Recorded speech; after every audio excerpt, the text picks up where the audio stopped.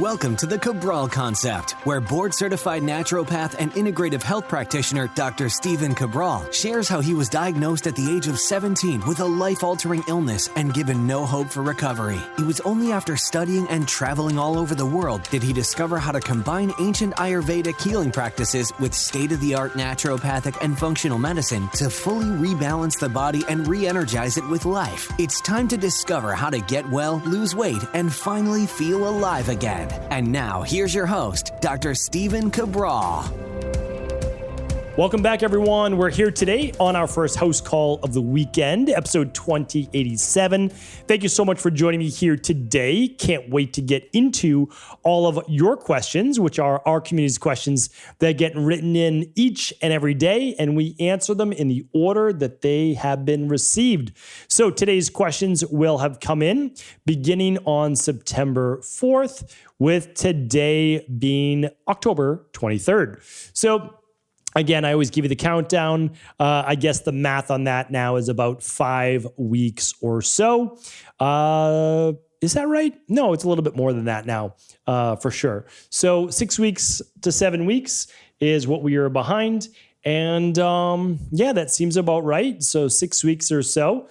Just know that if you wrote in before 9/4, your question has already been answered at stephencabral.com/podcast, and you can navigate right to the house calls.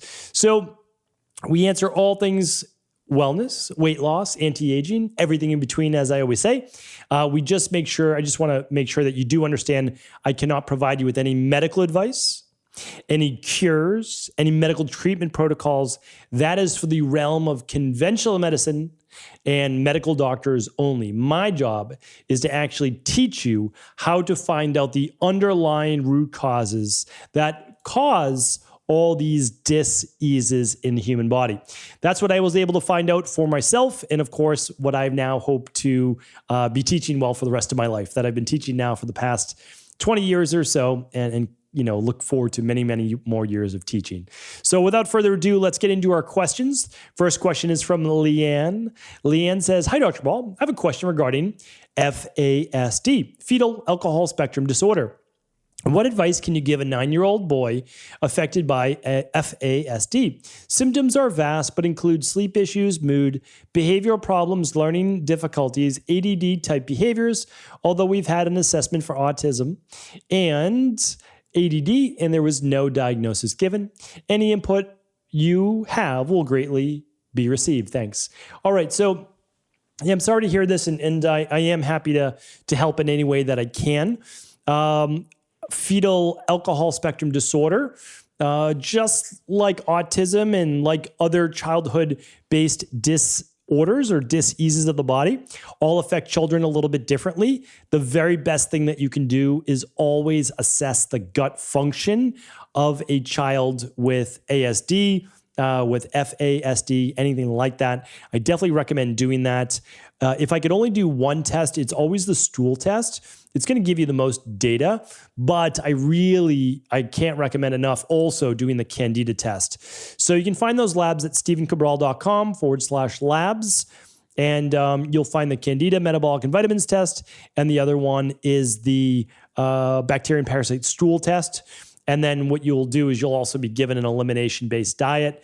These things can be very helpful. So I recommend starting there. Of course, you could run the neurotransmitters test, but there's so many labs I would run. If it's possible, and the finances were an issue, I would run let me tell you exactly what I would run, all right? So I would run the Candida metabolic and vitamins test, the bacteria and parasite stool test, food sensitivity test. I would run the neurotransmitter test, and I would run the omega-3 test, and I would run the minerals and metals test to look for heavy metals. That's what I would do, because I'd want to say, okay, we need to give a little bit more omega-3s, probably going to be hugely beneficial, decrease heavy metals, because we see in a lot with kids with ADD, ADHD, a lot of gut-based issues like ASD-based issues, that there's a lot of heavy metals as well, and we need to repair the gut. So that's definitely what I recommend. It's not a very straightforward road, of course, but what we can do is we can actually figure out what's going on at a underlying imbalance level. And then that takes so much pressure off of the brain when the rest of the body is balanced. So that's why I recommend. Josh is up next. Hey, I've been having an issue with an ingrown toenail. I had a round of antibiotics and a podiatrist trimmed the nail and didn't do the full procedure. Going back for a checkup on September 1st, I think the nail is getting infected again. I've been soaking it in epsom salt and treating it with neosporin. I've just recently learned of your podcast and was wondering what I could treat my toenail or my toe with instead of neosporin. Didn't realize it was an antibiotic. Thank you. Okay. And neosporin is a little different. It's obviously a topical antibiotic that you're not taking orally. However, there's two parts to this. One, if you have an infected toenail, most likely it needs to be trimmed back, and so does the side of the skin on the toe that a skilled podiatrist would be able to do so that the toenail can then grow naturally again.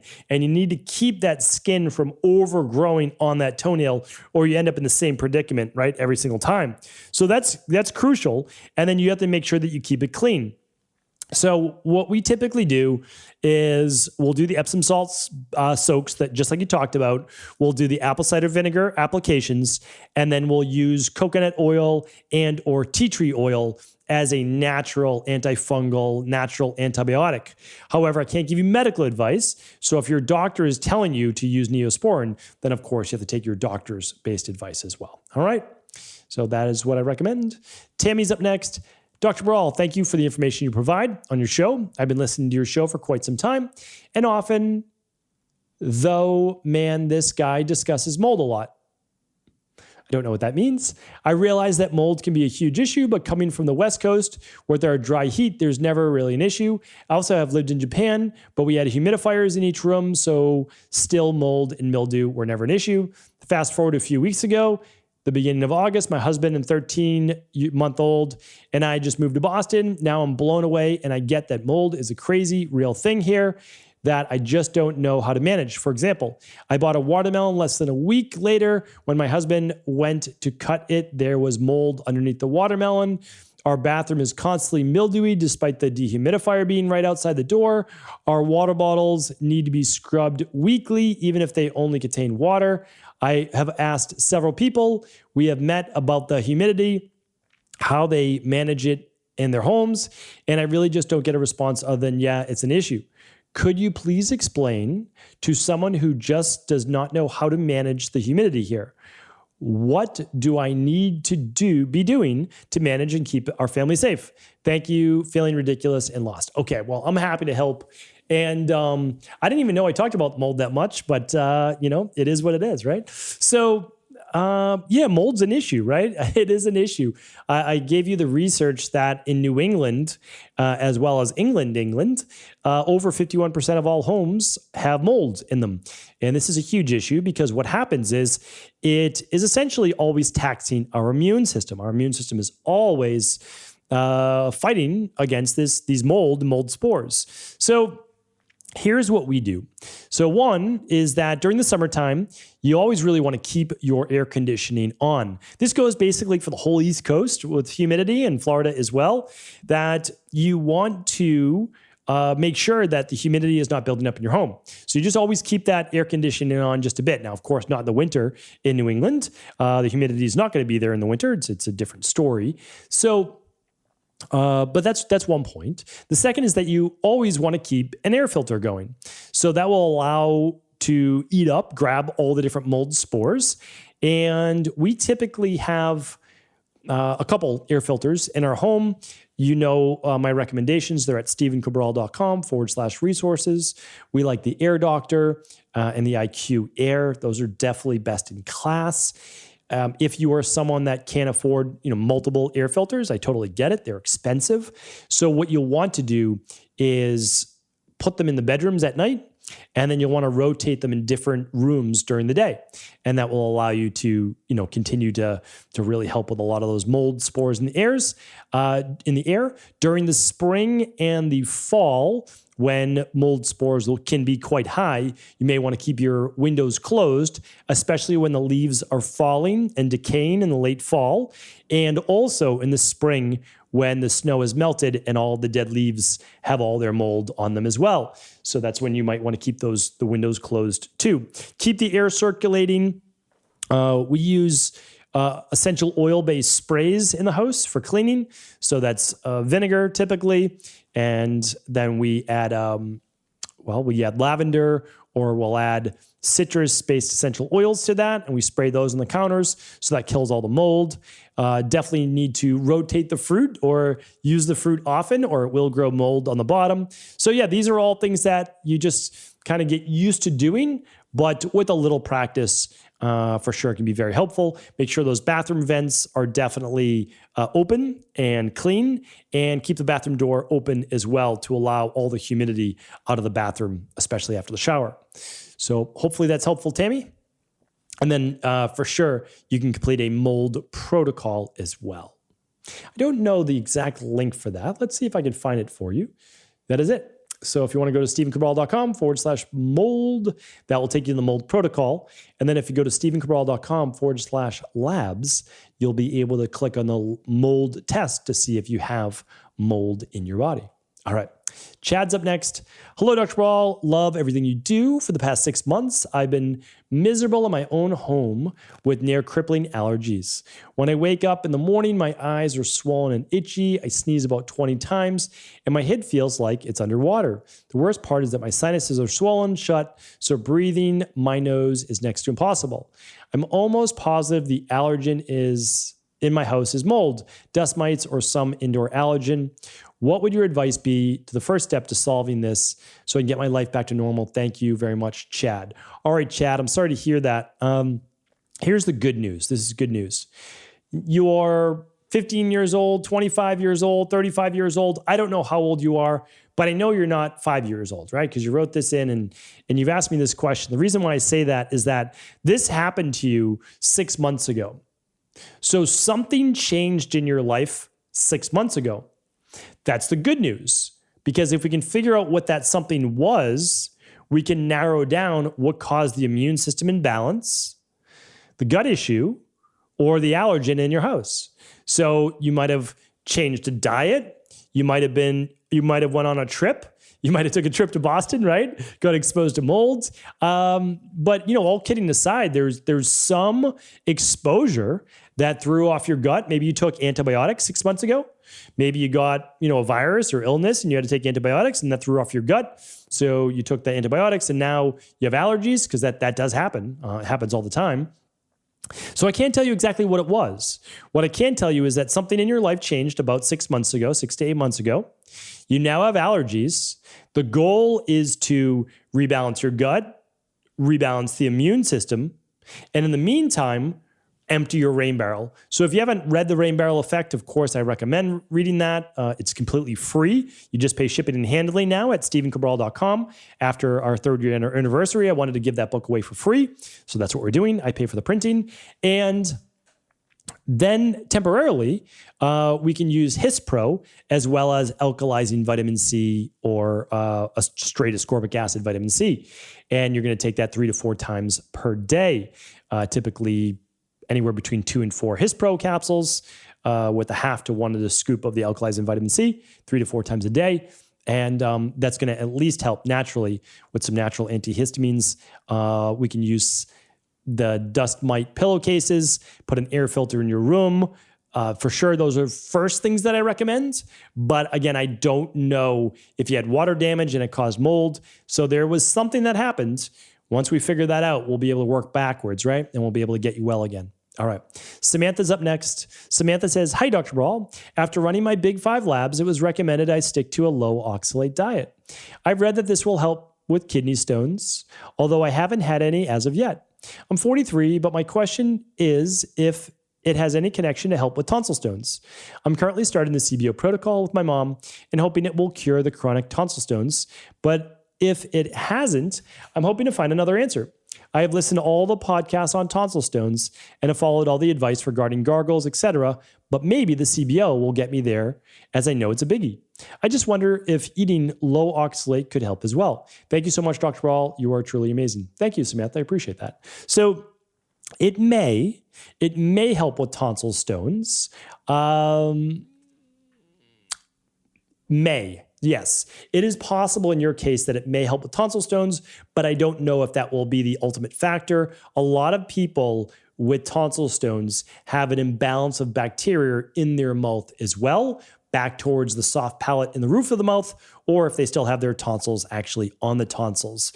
So I don't know for sure. I do recommend those gargles that I've spoken about on previous podcasts. If you have tonsil stones, I recommend going to stevencabral.com/podcasts and typing in tonsil stone, and you'll be able to see those podcasts.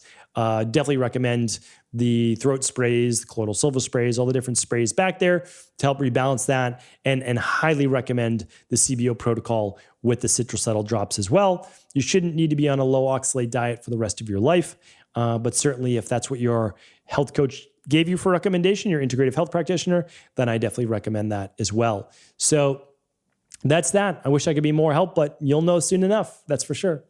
All right, June's up next. Hello, I've been a longtime follower, dedicated to the detox protocol and beyond.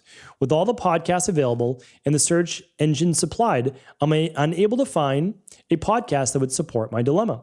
My son, who has a 2-year-old, is suffering from eczema and has been prescribed multiple doses of steroids, gulp against my counsel, is now reaching out to me for help. What podcast would be the best to send him regarding this issue? As much as I try, I cannot find out the 100s of podcasts, one that speaks to this directly. Thank you, thank you, thank you. Okay, well, if we go to stevencabral.com/podcasts, we're just going to type in eczema. And there's lots of podcasts on eczema. And you don't want to listen to just one. You want to listen to multiple of them because there's never all of the truth ever in one tidbit, right? You always want to get as much advice as you can. So if we just type in eczema, and it could just be the spelling, so I just want to make sure you type in eczema correctly. You'll see that I've talked about it on quite a number of shows. So starting way back on episode 65, and then episode 267, and let's see if I can find another good one for you. Skin rash on 421. And let's see another one. We'll definitely listen to the 267. And let's keep going. Let's find you. I know you wrote in eczema test. I would listen to episode 617 as well. And let's find another one for you. Recurring gut issues, maybe 659. We definitely listen to episode 744. That's on stubborn eczema. That's my Boston accent coming out there. All right, let's see what else. Well, milk allergies is a big one too. A lot of people with eczema have food sensitivities. So especially dairy, that's one of the number one. Gluten and eggs are others. Eczema on episode 1100. Why don't we keep it at that? All right. So that's a bunch of ones. There's another baby food sensitivity. That's 1296. But essentially what you want your son to do, June, is to look at food sensitivities as causing eczema in children. And it could be anything. It could be nuts. It could be, but most likely it's dairy and gluten and eggs. Those are very common. So they would do an elimination diet. And they may also want to look at rebuilding the gut, especially if there was any antibiotics used, especially, of course, with the steroids used as well. So it's not, kind of like you say it once to someone. If it's their first time hearing it, you want them to start to absorb this information and really begin to understand what the underlying root causes are. But the nice thing is that this is very fixable. And it's very fixable essentially 100% of the time. So that's the good news. Thank you, June, for writing in. Thank you, everyone, for writing in. I appreciate you. Hopefully this was helpful today. And of course, please do feel free to pass these answers along to anybody else you believe they could serve. And we'll be back tomorrow answering more of our community's questions. Thank you so much for just tuning into today's show. And before you go, I want to make sure that you know that Equilife has done it again. We are actually giving away a limited supply of free vitamin D tests all this week while supplies last over at Equilife. Head on over to stevencabral.com/Equilife to see if you qualify for a free vitamin D lab test. This is a lab test that you can use yourself or anyone actually in the family to test your vitamin D levels. Remember, you cannot guess, you must test, and that especially goes for vitamin D. If you want to know if you're at the optimal level of sun, of getting a tan, of taking a vitamin D supplement, the only way that you will know if you are at your optimal level of vitamin D is to test. And that is why we want to give away this $99 lab test completely free on all qualifying orders while supplies last over at Equilife right now. Head on over to stevencabral.com/Equilife for all the details and grab your vitamin D test before they're gone.